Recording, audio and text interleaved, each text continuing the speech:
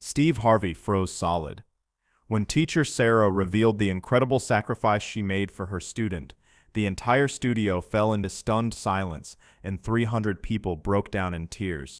It was supposed to be just another Tuesday taping of Family Feud.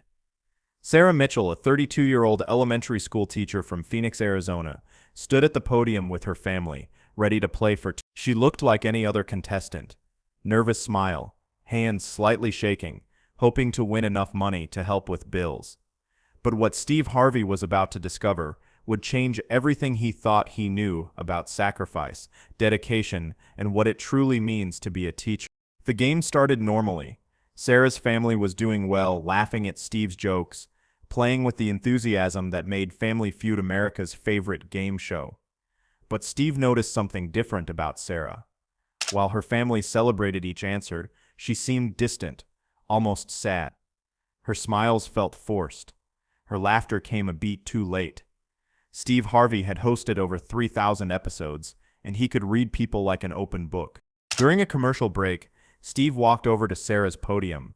"You okay, sweetheart?" he asked gently. "You seem like you got something heavy on your mind." Sarah's eyes immediately filled with tears. "I'm fine, Mr. Harvey. It's been a tough year." But Steve Harvey didn't get to where he was by accepting surface answers when his heart told him to dig deeper.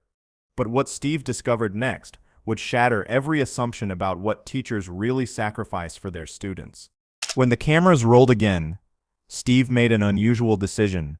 Instead of continuing with the game, he turned to Sarah. "Before we keep playing, I want to ask you something. You're a teacher, right? Tell me about your students." Sarah's face lit up for the first time all day. "I teach 3rd grade, 26 kids. They're everything to me." Her voice carried a warmth that filled the entire studio, the kind of genuine love that can't be faked or manufactured for television. "I can see that," Steve said, his voice softening. "You got that teacher glow when you talk about them. That special sparkle teachers get when they're really passionate about what they do. But something's bothering you today. What's going on?" The studio audience could sense something shifting. This wasn't the usual Family Feud banter. This was real life interrupting television. Sarah hesitated, glancing at her family, then back at Steve. "There's this one student, Timmy Rodriguez. He's 8 years old, and he has leukemia." A hush fell over the studio. Steve set down his cards and moved closer. "His family, they can't afford his treatments. They're undocumented, so they can't get insurance. The medical bills are destroying them. Timmy's been missing school for weeks because," Sarah's voice cracked, "because they might have to move back to Mexico where they can't get the treatment he needs. And in Mexico, with his condition, he won't survive." Steve Harvey had interviewed thousands of people. He'd heard countless sob stories, met families facing impossible circumstances, listened to heartbreak after heartbreak. But something about Sarah's pain felt different. It felt personal. It felt like she was carrying the weight of this child's entire future on her shoulders. "What does this have to do with you being here today?" Steve asked quietly. Sarah's answer was about to reveal a sacrifice so profound that it would leave Steve Harvey speechless for the first time in his television career. Sarah took a deep breath. "Mr. Harvey, I sold my house." The words hung in the air like a thunderclap. Steve's expression changed from curiosity to shock. "You did what?" "I sold my house," Sarah repeated, tears streaming down her face now. "I used the money to pay for Timmy's treatments. All of it. Every penny I had." The studio fell into absolute silence. You could hear a pin drop. Steve Harvey, the man who always had a comeback, who never lost control of a room, stood frozen. "Sarah," he whispered, "what do you mean you sold your house?" "It was a small house. I bought it 5 years ago when I got my teaching job. It wasn't much, but it was mine. It had a little garden where I grew tomatoes and a front porch where I graded papers every evening. When I found out about Timmy's situation and his parents were crying in my classroom because they couldn't afford the next round of chemotherapy," Sarah's voice broke completely.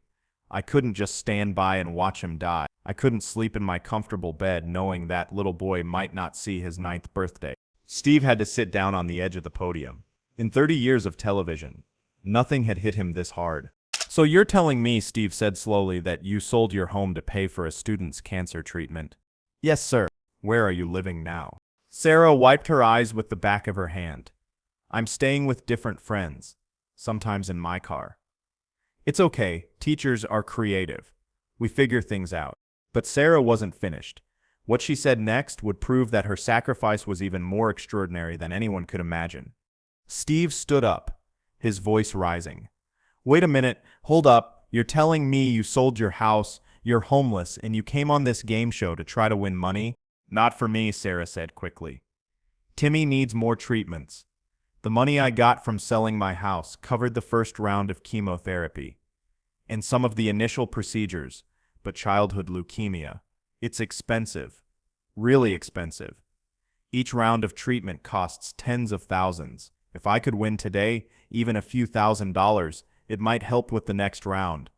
Maybe buy us a little more time to figure out a longer-term solution. The audience was openly weeping now. Camera operators were wiping their eyes. Even the usually stoic producers in the booth were struggling to maintain their composure. Steve Harvey looked at Sarah with a mixture of admiration and disbelief. How long have you been teaching? 8 years. Started right out of college. I always dreamed of having my own classroom, making a difference in kids' lives. I just never imagined it would mean sacrificing everything I owned. How much do teachers make in Phoenix? I make $38,000 a year. After taxes, student loan payments, and basic living expenses, there's not much left, but I've never regretted becoming a teacher. Not for a single day. Steve's jaw dropped. 38,000? And you sold your house for a student? Mr. Harvey, these kids, they don't have anyone else fighting for them. Timmy sits in the front row of my classroom. He raises his hand for every question, even when he's weak from chemo. He draws me pictures of himself as a superhero, beating up cancer cells. He tells me every day that he wants to be a teacher when he grows up, just like me. Sarah's voice grew stronger as she talked about Timmy. How could I have a house when he might not have a life? How could I worry about mortgage payments when his parents are worried about whether their son will live to see Christmas? Every night I sleep in my car. I think about Timmy sleeping in a hospital bed, fighting for his life. And I know I made the right choice. The studio erupted in spontaneous applause. But Steve raised his hand for silence. Sarah, I need to ask you something, and I want you to be honest with me. Does Timmy know what you did? No, sir. His parents know, but we agreed not to tell him. He's just a little boy. He shouldn't have to carry that weight. Steve Harvey was about to do something unprecedented, something that would change not just Sarah's life, but the entire way America viewed teachers. Steve Harvey walked to the center of the stage. Stop the cameras, he called out. Stop everything. The director's voice came over the loudspeaker. Steve, we're in the middle of taping. I don't care, Steve replied. Stop the cameras. For the first time in Family Feud history, production came to a complete halt. Steve walked back to Sarah, who looked confused and frightened. Sarah, you just taught me something, Steve said, his voice thick with emotion. You taught me that there are still heroes in this world. Real heroes. Not the kind you see in movies, but the kind who sell their homes to save children. He turned to address the studio audience. How many of y'all knew teachers were making $38,000 a year and still finding ways to save kids' lives? A murmur went through the crowd. Steve continued, how many of y'all would sell your house for someone else's child? The studio was silent. Steve pulled out his phone. Sarah, what's the name of the hospital where Timmy gets treatment? Phoenix Children's Hospital. Dr. Martinez is his oncologist. She's amazing. She's been working with Timmy's family to keep costs as low as possible. But even with discounts, the bills are overwhelming. But Mr. Harvey, you don't have... Steve held up his hand and dialed a number. The call went to speakerphone so the entire studio could hear. Dr. Martinez, this is Steve Harvey from Family Feud. I'm calling about Timmy Rodriguez. Yes, that's right. I want to know exactly how much money his family needs for his complete treatment, all of it, everything. The number Dr. Martinez gave would shock everyone in that studio, but Steve Harvey's response would shock them even more. Dr. Martinez's voice came through clearly. Mr. Harvey, for Timmy to complete his full treatment protocol, including the bone marrow transplant he'll eventually need, we're looking at approximately... The studio gasped. Sarah nearly collapsed. 380,000, Steve repeated. Doctor, if I guaranteed that money today, could you promise me this little boy gets everything he needs? Absolutely, Mr. Harvey. Timmy's prognosis is excellent if he can complete treatment. Steve hung up the phone and looked directly at Sarah. Sarah Mitchell, I want you to listen to me carefully. That little boy is going to live. Not because of luck. Not because of miracles, but because his teacher loved him enough to sell her house. Tears were streaming down Steve's face now. And because sometimes, when real heroes reveal themselves, the universe conspires to help them. Steve turned to the audience. I'm about to do something I've never done in my entire career. I'm going to stop being an entertainer and start being a human being. He pulled off his suit jacket and handed it to Sarah. This jacket has been with me through every important moment of my television career. I want you to have it. Not as a prize, but as a reminder that what you did matters. But the jacket was just the beginning. What Steve announced next would change Sarah's life forever and create a movement that's still impacting teachers today. Steve addressed the cameras directly. I want every person watching this to understand something. This woman gave up everything for a child who isn't even her own. She's sleeping in her car because she chose to save a life instead of keeping her comfort. She's living proof that there are still people in this world who put love above everything else. He paused, his voice growing stronger.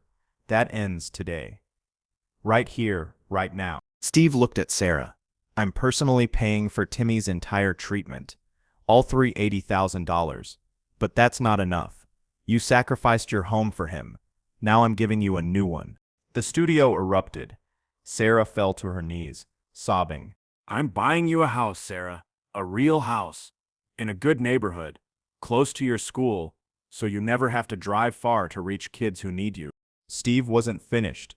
And because teachers in this country deserve better, I'm starting the Sarah Mitchell Foundation. We're going to help teachers who go above and beyond for their students. Teachers who sacrifice their own comfort for children who need them. The applause was deafening. Sarah's family rushed onto the stage, embracing her as she wept tears of joy and disbelief. But Steve had one more surprise. Sarah, there's someone here who wants to see you. From backstage, a small voice called out, Miss Mitchell. Timmy Rodriguez, wearing a Phoenix Children's Hospital bracelet and a huge smile, ran onto the stage. His parents followed, crying as they embraced Sarah. Timmy! Sarah cried, scooping him into her arms. What are you doing here? Mr. Steve called the hospital, Timmy said in his 8-year-old voice. He told my mom and dad that you did something super amazing for me. He said you're like a real superhero. But Timmy had something to give Sarah that would prove even the smallest gestures can have the biggest impact. Timmy reached into his pocket and pulled out a folded piece of paper. Miss Mitchell, I drew this for you when I was getting my medicine. Sarah unfolded the drawing. It showed a woman in a cape standing next to a small boy. Above them, in crayon letters, it said, My teacher is my hero because she saved my life. At the bottom, in Timmy's careful handwriting, I love you, Miss Mitchell. Thank you for helping me beat the bad cells. There wasn't a dry eye in the studio. Steve Harvey, who had made millions of people laugh over the decades, was crying like a baby. Timmy, Steve said, kneeling down to the boy's level, do you know what your teacher did for you? She helped me get better medicine, Timmy said simply. And she gives the best hugs when I'm scared. Steve looked up at the cameras. This is what a real hero looks like. Not someone who flies around in movies, but someone who teaches 3rd grade for $38,000 a year and sells her house to save a life. The taping officially ended, but the impact was just beginning. When the episode aired 6 weeks later, it became the most watched Family Feud episode in history. Not because of celebrity guests or big prizes, but because viewers witnessed authentic human connection at its purest. The Sarah Mitchell Foundation raised over $2 million in its first month. Teachers from across America began sharing their own stories of sacrifice, of going without so their students could have more. But the most powerful change wasn't in the money raised or the awareness created. It was in how Sarah's sacrifice transformed Steve Harvey himself. Steve Harvey found himself changed in ways he couldn't have predicted. He began visiting schools across the country, talking to teachers, learning about their struggles and their triumphs. He discovered that Sarah's story wasn't unique. It was just the first one he'd heard. In Detroit, he met a teacher who bought winter coats for her students with her own money. In Los Angeles, he found a teacher who stayed late every day to help kids with homework because their parents worked double shifts. In rural Mississippi, he encountered a teacher who drove students home every day because there was no bus service to their remote areas. Sarah opened my eyes, Steve would later say in interviews. I thought I knew what dedication looked like. I thought I understood sacrifice. Then I met a teacher who sold her house to save a child's life, and I realized I didn't know anything. The jacket became more than a piece of clothing. Sarah wore it to every school event, every parent conference, every moment when she needed to remember that someone believed in what she was doing. Students would point to it and whisper, "That's the jacket from TV." Miss Mitchell is famous because she's the best teacher ever. 6 months after the taping, Timmy Rodriguez was declared cancer-free. His first day back to full-time school, he brought Sarah a new drawing. This one showed two figures holding hands, a teacher and a student, under a rainbow. The caption read, "Miss Mitchell and me, both healthy and happy." The legacy of that Family Feud episode continues to save lives and change perspectives. But Sarah's most important victory was yet to come. 3 years later, Sarah Mitchell stood in front of her new classroom. Not the cramped, outdated room where she'd taught before, but a state-of-the-art learning environment built with donations that poured in after her story aired. The Sarah Mitchell Foundation had grown into a national organization, providing emergency financial assistance to teachers who went above and beyond for their students. But the most meaningful change was smaller, more personal. Every morning, Timmy Rodriguez, now 11 years old, healthy and strong, would stop by Sarah's classroom before heading to his own 5th grade class. "Good morning, Miss Mitchell," he'd say, giving her the same hug he'd given her every school day for years. "Good morning, superhero," she'd reply, using the nickname that had stuck. Steve Harvey visited the school on the 3rd anniversary of their Family Feud appearance. He found Sarah in her classroom, working late as usual, preparing lessons for the next day. "You know," Steve said, settling into one of the tiny student chairs, "people ask me all the time about the most memorable moment of my career. They expect me to talk about hosting Miss Universe, or my comedy specials, or meeting celebrities." Sarah looked up from her lesson plans. "What do you tell them?" "I tell them about a teacher who taught me that real heroes don't wear capes. They wear $38,000 smiles and sell their houses to save children." Sarah laughed. "I make $42,000 now thanks to you." "You're worth $42 million, Steve replied. "The world just hasn't figured out how to pay teachers what they're actually worth." As Steve prepared to leave that day, Sarah shared something that proved her greatest victory wasn't financial, it was generational. "Steve," Sarah called as he headed toward the door, "I want to show you something." She led him to a bulletin board covered with letters. "These are from my former students. They're in high school and college now." Steve read over her shoulder, letter after letter from young people who credited Sarah with changing their lives, with believing in them when no one else did, with showing them that education was their pathway to a better future. One letter, from a girl named Maria, particularly caught his attention. "Miss Mitchell, I start teaching 3rd grade next month. I want to be the kind of teacher you were for me. I want to love my students the way you loved us. Thank you for showing me what real dedication looks like. 12 of my former students are studying to be teachers," Sarah said quietly. "They tell me they want to make the same difference I made for them." Steve Harvey felt his eyes filling with tears again. "Sarah, do you realize what you've done? You didn't just save Timmy's life. You created a whole generation of teachers who learned from your example." Sarah smiled. "That's what teachers do, Steve. We plant seeds, sometimes we get to see them grow into trees." As Steve walked out of that classroom, past walls covered with student artwork and inspirational posters, past desks arranged for maximum learning and collaboration, he carried with him a truth that had fundamentally changed his perspective on success, on value, on what really matters in life. The story that began with a frozen Family Feud host had become something much bigger. A testament to the power of sacrifice, the importance of education, and the extraordinary impact of ordinary heroes. Today, the Sarah Mitchell Foundation has helped over 500 teachers across America. Timmy Rodriguez is a healthy teenager who volunteers at Phoenix Children's Hospital, telling young cancer patients that heroes really do exist. Sometimes they're called teachers. Sarah still teaches third grade. She still arrives early and stays late. She still loves her students with a fierce protectiveness that would make her sell her house all over again if necessary. But now she doesn't have to. Because sometimes, when real heroes reveal themselves, the world pays attention.